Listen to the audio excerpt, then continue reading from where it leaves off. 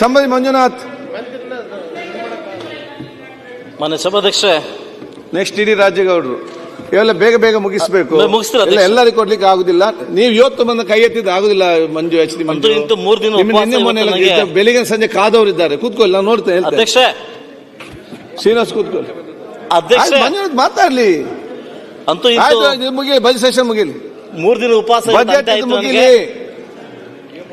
Budget ಮೇಲೆ ಮಾತಾಡ್ಲಿಕ್ಕೆ ಅವಕಾಶ ಕೊಟ್ಟ ತಮಗೆ ಧನ್ಯವಾದ ತಿಳಿಸ್ತಾ, ಇವತ್ತು ಇವರು ಇಬ್ಬರು ಮಾತನ್ನು ಕೇಳ್ಬಿಟ್ಟು ನಾನು ಮಗ್ನ ಆಗ್ಬಿಟ್ಟು ಗೊತ್ತಾಗ್ತಾರೆ ಏನು ಮಾತಾಡ್ಬೇಕಂತೆಲ್ಲ ಮರ್ತೋಗಿದ್ದೀನಿ.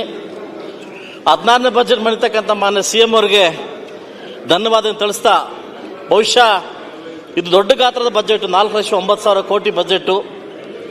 ಬಹುಶಃ ಸರ್ವಜನಾಂಗೀಯ ಶಾಂತಿಯ ತೋಟ, ಸರ್ವರಿಗೂ ಸಮಪಾಲು, ಸರ್ವರಿಗೂ ಸಮಬಾಳತಕ್ಕ ಕುವೆಂಪು ಅವರು ಹೇಳ್ದಂಗೆ ಮಾನ್ಯ ಮುಖ್ಯಮಂತ್ರಿಗಳು ಎಲ್ಲ ಜಿಲ್ಲೆಗಳು ಸಮಾನತೆ ಕೊಡ್ತೀವಿ ಅಂತ ಅಂದ್ಕೊಂಡಿದ್ವಿ.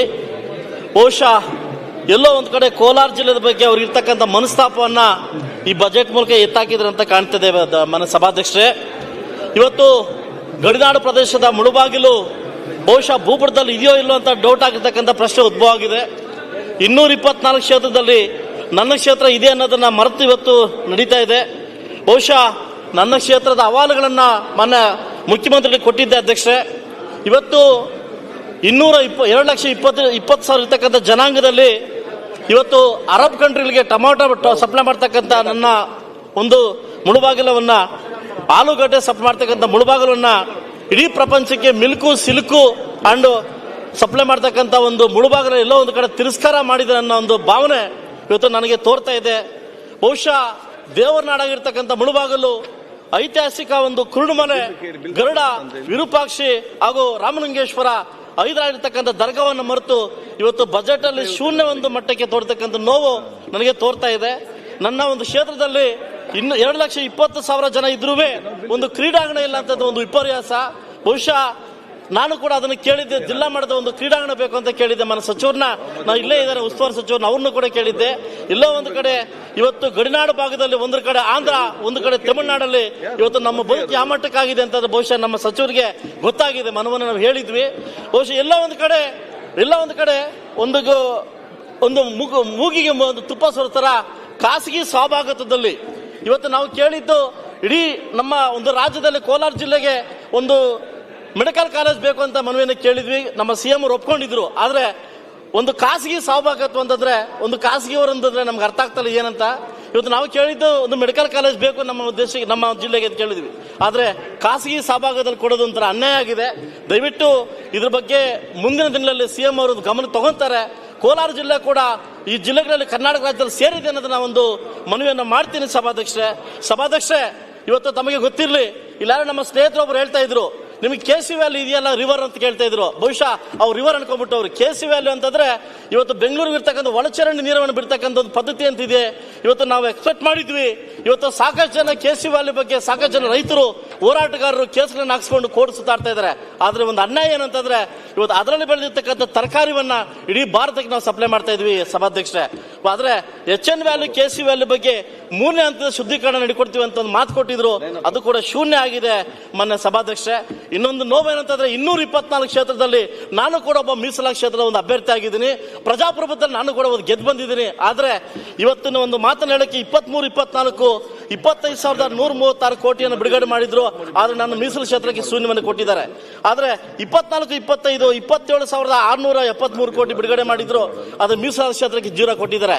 ಆದ್ರೆ 25-20 42,000 ಕೋಟಿ ಕೊಟ್ಟಿದ್ದಾರೆ. ಬಹುಶಃ ನಾನೊಂದು ಸಹಕಾರ ಸಚಿವರಲ್ಲಿ ಮತ್ತು ಮಾನ್ಯ ಮುಖ್ಯಮಂತ್ರಿ ಕೇಳ್ತೀನಿ, ನಾನು ಕೂಡ ಪ್ರಜಾಪ್ರಭುತ್ವದಲ್ಲಿ ಗೆದ್ದಿದ್ದೀನಿ, ಯಾಕೆ ನನಗೆ ಈ ತಾರತಮ್ಯ ಮಾಡ್ತಾ ಇದ್ದೀರಿ?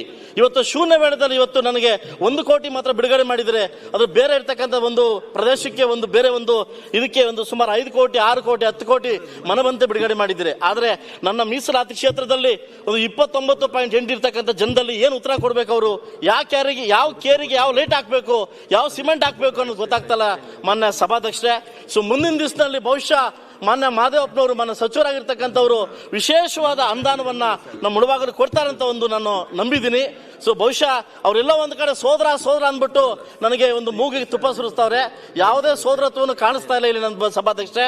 ಸೊ ಮುಂದಿನ ದಿವಸದಲ್ಲಿ ಮಾನ್ಯ ನಮ್ಮ ಸಚಿವರಾಗಿರ್ತಕ್ಕಂಥ ಬೈರತಿ ಬಸವರಾಜ್ ಅವರು ನಮ್ಮ ಸುರೇಶ್ ಅಣ್ಣವರು ಮಾನ್ಯ ತುಂಬಾ ಹತ್ರ ಇದ್ದಾರೆ ನಮ್ಮ ಸಿಎಂ ಅವರಿಗೆ. ದಯವಿಟ್ಟು ವಿಶೇಷವಾದ ಕಾಳಜಿಯನ್ನು ಇಟ್ಟು ಕೋಲಾರ ಜಿಲ್ಲೆಗೆ ಒಂದು ಅನುದಾನವನ್ನು ಕೊಡ್ತೀರಂತ ನಂಬಿಕೆ ನನಗಿದೆ ಮಾನ್ಯ ಸಭಾಧ್ಯಕ್ಷೆ.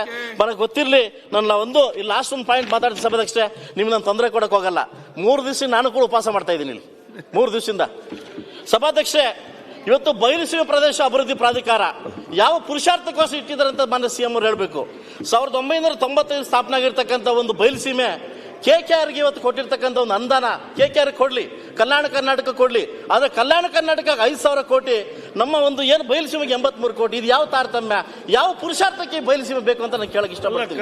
ನನ್ನ ಕ್ಷೇತ್ರಕ್ಕೆ ಬಯಲುಸೀಮೆ ಕ್ಷೇತ್ರಕ್ಕೆ ವರ್ಷಕ್ಕೆ 35 ಲಕ್ಷ ಕೊಟ್ಟಿದ್ದಾರೆ. ನಾನು ಬಹಿಷ್ಕಾರವನ್ನು ಮಾಡಿದ್ದೀನಿ. ಆ ಒಂದು ಅಮೌಂಟ್ ಅನುದಾನ ಬೇಡ ಅಂತ ಬಹಿಷ್ಕಾರ ಮಾಡಿದ್ದೀನಿ. ಬಹುಶಃ ಮಾನ್ಯ ಸಿಎಂ ಅವರೊಂದು ಮಾತು ಕೇಳ್ತೀನಿ, ಬಹುಶಃ ಅದು ಬೇರೆ ಕಡೆ ಇಟ್ಕೊಂಡ್ಬಿಟ್ಟು ಇದಕ್ಕೊಂದು ಅಧಿಕಾರವನ್ನು ಕೊಟ್ಟು ಅಧ್ಯಕ್ಷ ಮಾಡಿದಿರಿ. ಈ ಯಾವ ಪುರುಷಾರ್ಥಕ್ಕಂತ ಗೊತ್ತಾಗ್ತಾ ಇಲ್ಲ. ಇನ್ನು ಕಲ್ಯಾಣ ಕರ್ನಾಟಕಕ್ಕೆ ಇನ್ನೂ ಹೆಚ್ಚಿನ ಅಭಿವೃದ್ಧಿ ಕೊಡ್ಲಿ ಅಂತ ಕೋರ್ಕೊಂತೀನಿ. ಆದ್ರೆ ಅದೇ ರೀತಿಯಲ್ಲಿ ಒಂದು 10% ಆದ್ರೂ ಕೂಡ ಒಂದು ಬಯಲುಸೀಮೆ ಕೊಟ್ಟು ಬಯಲುಸೀಮೆ ಪ್ರದೇಶವನ್ನು ಅಭಿವೃದ್ಧಿ ಮಾಡಬೇಕಂತ ನಾನು ಕೇಳ್ಕೊಳ್ತೀನಿ. ಬಯಲುಸೀಮೆ ಬಗ್ಗೆ ಅಲ್ಲ, ನಾನು ಕಂಪ್ಯಾರಿಸನ್ ಬೇಕಾದ್ರೆ ಕೇಳು. ಕಲ್ಯಾಣ ಕರ್ನಾಟಕಕ್ಕೆ ಇನ್ನೂ ಹೆಚ್ಚಿನ ಅನುದಾನ ಕೊಡಿ ಅಂತ ಕೇಳ್ತಾ ಇದ್ದೀನಿ.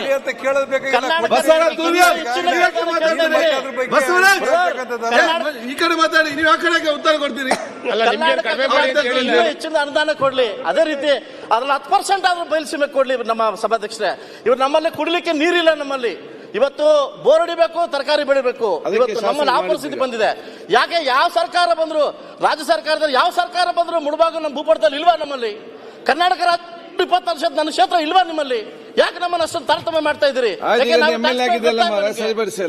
ಖಂಡಿತವಾಗ್ಲೂ ಯಾವ್ದೇ ಸರ್ಕಾರ ಬರ್ಲಿ, ರಾಜ್ಯ ಸರ್ಕಾರ ಯಾವ್ದೇ ಸರ್ಕಾರ ಬರ್ಲಿ, ನಮ್ಮನ್ನ ಶೂನ್ಯತ ನೋಡ್ತಾ ಇದಾರೆ, ನಮ್ಮನ್ನ ಮಲ್ತಾಯಿ ಮಕ್ಕಳಂತ ನೋಡ್ತಾ ಇದಾರೆ. ಬಹುಶಃ ಮುಂದಿನ ದಿವಸ ಇದೇ ರೀತಿ ಆದ್ರೆ ನಮ್ದು ಹೋರಾಟ ಬೇರೆ. ನಮ್ಮಲ್ಲಿ ಕುಡಿಲಿಕ್ಕೆ ನೀರಿಲ್ಲ, ನಮ್ಮಲ್ಲಿ ಕುಡಿಲಿಕ್ಕೆ ನೀರಿಲ್ಲ. ದಯವಿಟ್ಟು ನಾವೆಲ್ಲ ವಲಸೆ ಹೋಗ್ತಾ ಇದೀವಿ. ದಯವಿಟ್ಟು ಮುಂದಿನ ದಿವಸ ಹೆಚ್ಚಿನ ಒಂದು ತಾರತಮ್ಯ ಕೊಡದೆ ಕಲ್ಯಾಣ ಕರ್ನಾಟಕಕ್ಕೆ ದಯವಿಟ್ಟು ಹೆಚ್ಚು ಅಭಿವೃದ್ಧಿ ಕೊಡ್ಲಿ. ನಾನು ಅದ್ರ ಆಪ್ಷನ್ ಮಾಡ್ತಾ ಇಲ್ಲ. ಆದ್ರೆ ಬಯಲುಸೀಮೆ ಬರೀ ವರ್ಷಕ್ಕೆ 35 ಲಕ್ಷ ಕೊಡ್ತಾರೆ ಬ್ರದರ್. ಅರ್ಥ ಮಾಡ್ಕೊಳ್ಳಿ. 35 ಲಕ್ಷ ಯಾವ ಕೇರಿಗೆ ಏನ್ ಮಾಡ್ತಾರೆ ಎತ್ಕೊಂಡು ಹೇಳ್ತಾ ದಯವಿಟ್ಟು ಸಭಾಧ್ಯಕ್ಷೆ, ಕೋಲಾರ ಜಿಲ್ಲೆ ಕೂಡ ನಮ್ಮ DVG ಹುಟ್ಟಿರ್ತಕ್ಕಂಥ ನಾಡು, ಮೊನ್ನೆ ಸೌಂದರ್ಯ ಹುಟ್ಟಿರ್ತಕ್ಕಂಥ ನಾಡು. ನಾವು ಕೂಡ 60 ಕಿಲೋಮೀಟರ್ ಬೆಂಗಳೂರಿಗೆ ಇದ್ವಿ, ಆದ್ರೆ ಅಭಿವೃದ್ಧಿಯಲ್ಲಿ ಶೂನ್ಯ ಆಗಿದ್ವಿ. ಮುಂದಿನ ದಿವಸ 4 ಜನ ಕಾಂಗ್ರೆಸ್ ಶಾಸಕರಿದ್ದಾರೆ ಇಲ್ಲಿ. ಬಟ್ ಆದ್ರೆ ಈ ಒಂದು ಇದರಲ್ಲಿ ಬರೀ ಸಹಕಾರ ಸಹಭಾಗಿತ್ವ. ನಮ್ಮ ಕೋಲಾರದಲ್ಲಿ ಪಟಾಕಿ ಹಚ್ಬಿಟ್ರು, ಸ್ಪೀಡ್ ಹಚ್ಬಿಟ್ರು, ಏನೋ ಬಂದ್ಬಿಟ್ಟು ಅದು ಗೊತ್ತಿಲ್ಲ. ಖಾಸಗಿ ಸಹಭಾಗಿತ್ವ ಇದು ಬಹುಶಃ ಮುಂದಿನ ದಿವಸದಲ್ಲಿ ಸರ್ಕಾರ ಎಚ್ಚೆತ್ಕೊಂಡು ನಮಗೆ ಅಭಿವೃದ್ಧಿ ಮಾಡಿಕೊಡ್ತಾರೆ. ಕೋಲಾರ ಜಿಲ್ಲೆ ಬಗ್ಗೆ ವಿಶೇಷವಾಗಿ ಮಾಡ್ತಾರೆ. ಮಾನ್ಯ ಸಭಾಧ್ಯಕ್ಷೆ, ಏನು KC ವ್ಯಾಲಿ ಬಗ್ಗೆ ಹೋರಾಟ ಮಾಡ್ತಕ್ಕಂಥ ರೈತರು ಇವತ್ತು ಕೇಸ್ ಹಾಕ್ಸ್ಕೊಂಡು ಅವ್ರ ಮಕ್ಕಳ ಮರಿ ಬಿಟ್ಟು ಅವ್ರ ಮನೆಗೋಸ್ಕರ ಹೋರಾಟ ಮಾಡಿದವರು. ಇವತ್ತು ದಯವಿಟ್ಟು ನಾನು ಕೇಳಕ್ಕೆ ಇಷ್ಟಪಡ್ತೀನಿ, KC ವ್ಯಾಲಿ ಅಭಿವೃದ್ಧಿ ಕೊಟ್ಟವ್ರು ನೀವು, ಅದು ಸ್ಥಾಪನೆ ಮಾಡಿದವ್ರು ನೀವು. ದಯವಿಟ್ಟು ಕೈ ಮುಗಿದು ಕೇಳ್ಕೊತೀನಿ, 3ನೇ ಹಂತದ ಶುದ್ಧೀಕರಣ ಮಾಡಿಕೊಟ್ರೆ ನಾವು ಬದುಕ್ತೀವಿ ಸಭಾಧ್ಯಕ್ಷೆ. ಇದ್ರ ಬಗ್ಗೆ ಹೆಚ್ಚಿನ ಒಲವು ಕೊಟ್ಟು ದಯವಿಟ್ಟು 3 ದಿವಸನೇ ಕಾಯ್ತಾ ಇದ್ರ ಬಗ್ಗೆ ಮಾತಾಡಬೇಕಂತ. 3 ದಿವಸ ಕಾಯ್ತಾ ಸಭಾಧ್ಯಕ್ಷೆ. ನಾನು ಕೈ ಮುಗಿದು ಕೇಳ್ತೀನಿ, ಕೋಲಾರ ಜಿಲ್ಲೆ ಬೇರೆ ಮಾಡಕ್ ಹೋಗ್ಬೇಡಿ. ನಾವು ಕೂಡ ನಿಮ್ಮ ಮಕ್ಕಳ ಸಭಾಧ್ಯಕ್ಷೆ. ದಯವಿಟ್ಟು ನಮಗೆ ಕುಡ್ಲಿಕ್ಕೆ ನೀರು ಕೊಡಿ ಸಭಾಧ್ಯಕ್ಷೆ. ನಾವೇನು ಕೇಳ್ತಾ ಇಲ್ಲ, ನಾವು ಹೆಂಗೋಗಿ ಬದುಕೊಂತೀವಿ, ಕುಡ್ಲಿಕ್ಕೆ ನೀರು ಕೊಡಿ. ಎತ್ತಿನ ವಡೆ ಬಹುಶಃ ನನ್ನ ಮಗ ಇಲ್ಲಿಗೆ ಬಂದಾಗ ಎತ್ತಿನ ವಡೆ ಬರ್ಬೋದು ಅನಿಸ್ತಾ ಇದೆ. ಇಲ್ಲಿಗೆ ಎತ್ತಿನ ವಡೆ, ಪ್ರತಿ ಇದ್ರಲ್ಲೂ ಎತ್ತಿನ ವಡೆ, ನೀರಂತೂ ಬಂದಿದ್ದಿಲ್ಲ. ದಯವಿಟ್ಟು ಬಹುಶಃ ಇದನ್ನ ಅರ್ಥ ಮಾಡ್ಕೊಂಡು ನಾವು ಕುಡ್ಲಿಕ್ಕೆ ನೀರು ಕೇಳ್ತಾ ಇದೀವಿ.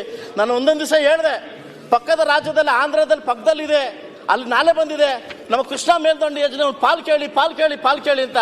ಬಹುಶಃ ಅದ್ರ ಬಗ್ಗೆ ಸರ್ಕಾರ ಎಚ್ಚೆತ್ಕೊಂತ ಇಲ್ಲ. ಸೊ ಮುಂದಿನ ದಿವಸ ಇದೇ ಕೋಲಾರ ಜಿಲ್ಲೆ ಬಗ್ಗೆ ಏನೋ ತಾತ್ಸಾರ ಮನೋಭಾವ ಮಾಡಿದ್ರೆ ರಾಜಕೀಯದಲ್ಲೂ ನಾವು ಜನ ತೋರಿಸ್ಬೇಕಾಗುತ್ತೆ, ಬೇರೆ ರಂಗದಲ್ಲಿ ಕೂಡ ತೋರಿಸ್ಬೇಕಾಗುತ್ತೆ ಅಂತ ಸರ್ಕಾರಕ್ಕೆ ಮನವಿ ಮಾಡ್ತಾ, ವಿಶೇಷವಾಗಿ ನಮ್ಮ ಮುಖ್ಯಮಂತ್ರಿಗೆ ಮನವಿ ಮಾಡ್ತಾ, ನಾನು ಎಚ್ಚರಿಕೆ ತಗೊಳ್ಳಿದ್ದಿಲ್ಲ. ನಮಗೆ ಅವಕಾಶ ಕೊಟ್ಟಿದ್ದಕ್ಕೆ ತಮಗೆ 3 ದಿವಸದಿಂದ ವನವಾಸ ಮಾಡಿ ಉಪವಾಸ ಮಾಡಿ ಕೂತಿದ್ದೀನಿ ಇಲ್ಲಿ. ಇವತ್ತಂದು ನನ್ನ ಮೇಲೆ ಮನಸ್ಸು ಮಾಡಿದ್ರೆ ಒಂದು 2 ನಿಮಿಷ ಕೊಟ್ಬಿಡಿ ಸಭಾಧ್ಯಕ್ಷೆ, 2 ನಿಮಿಷ. ಇತ್ತೀಚೆಗೆ ನನ್ನ ಮಾನ್ಯ ಗೃಹ ಸಚಿವರು ಇಲ್ಲೇ ಇದ್ದಾರೆ. ಒಂದು ಮಾತನ್ನು ಹೇಳ್ತೀನಿ ಗೃಹ ಸಚಿವರಿಗೆ, ನನಗೆ ಪರ್ಸನಲ್ ಅಂಕಲ್ ಆಗಬೇಕು. ಪ್ರತಿ IPL ಬಂದ್ರು ಕೂಡ ನನ್ನ ಮುಳುಬಾಗಿಲು ಕ್ಷೇತ್ರದಿಂದ 30ರಿಂದ 40 ಜನ ಮಕ್ಕಳು ಏನು ಮತ ವಯಸ್ಸಿನ ಮಕ್ಕಳು ಊರು ಬಿಡ್ತಾವ್ರು. ಏನಕ್ಕೆ ಅಂತಂದ್ರೆ ಒಂದು ಬೆಟ್ಟಿಂಗ್ ದಂಧೆಯಲ್ಲಿ ಸಿಕ್ಕಾಕೊಂಡ್ರು. ಎಲ್ಲ ಒಂದು ಕಡೆ ಅನುಮಾನ ಬರ್ತಾ ಇದೆ, ಪೊಲೀಸ್ ಇಲಾಖೆ ಇನ್ವಾಲ್ವ್ಮೆಂಟ್ ಆಗಿದೆಯಾ ಅಂತ ಡೌಟ್ ಬರ್ತಾ ಇದೆ ಅಧ್ಯಕ್ಷರೇ. ಇವತ್ತು ನಾನು ಮನವಿ ಮಾಡಿದ್ದೀನಿ, ಪ್ರತಿ ಸಾರಿ ಪ್ರಶ್ನೆ ಕೇಳ್ತಾ ಇದ್ದೀನಿ. ಇವತ್ತು ಕೋಲಾರ ಜಿಲ್ಲೆ ಮಕ್ಕಳು IPL ದಂಧೆಯಲ್ಲಿ ಇಂದು ಇನ್ವಾಲ್ವ್ಮೆಂಟ್ ಆಗಿ ಹಾಳಾಗ್ತಾ ಇದ್ದಾರೆ. ವಿಶೇಷ ತಂಡವನ್ನು ರಚಿಸಿ ಇದ್ರ ಬಗ್ಗೆ ಕ್ರಮ ಕೈಗೊಂತಾರೆ ಕೈ ಮುಗಿ ನಾನು ಕೇಳ್ಕೊಂತಿದ್ದೆ ಗೃಹ ಸಚಿವರಲ್ಲಿ. ನನ್ನ ಕುಟುಂಬದ ಸ್ವಂತ ಮಕ್ಕಳು ಕೂಡ ಮನೆ ಬಿಟ್ಟವ್ರೆ. ದಯವಿಟ್ಟು ಇದ್ರ ಬಗ್ಗೆ ವಿಶೇಷವಾಗಿ ಗಮನ ಇರಲಿ ಅಂತ ನಾನು ಮಾನ್ಯ ಗೃಹ ಸಚಿವರಲ್ಲಿ ಕೇಳ್ಕೊಳ್ಳೋಕೆ ಇಷ್ಟಪಡ್ತೀನಿ. ಸಚಿವರೇ, ನಾನು ಅವಕಾಶ ಕೊಟ್ಟಿದ್ದಕ್ಕೆ ನಮಗೆ ಧನ್ಯವಾದ ಹೇಳ್ತಾ ಮಾತು ಮುಗಿಸ್ತೀನಿ.